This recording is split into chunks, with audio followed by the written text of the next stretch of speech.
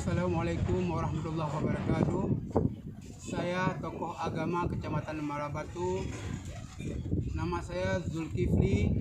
Dengan ini saya menghimbau kepada seluruh lapisan masyarakat untuk saling menjaga kerukunan antar umat beragama.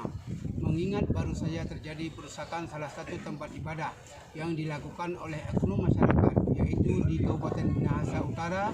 Kita berharap kepada masyarakat untuk bisa menahan diri, khususnya umat Islam, agar tertib dan semua permasalahan tersebut kita serahkan kepada aparat penegak hukum.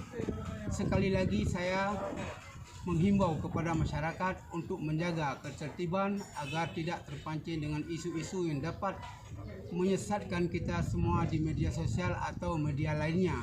Demikian himbauan ini saya sampaikan atas perhatiannya. Saya ucapkan terima kasih. Wabillahi taufiq wal hidayah. Wassalamualaikum warahmatullahi wabarakatuh.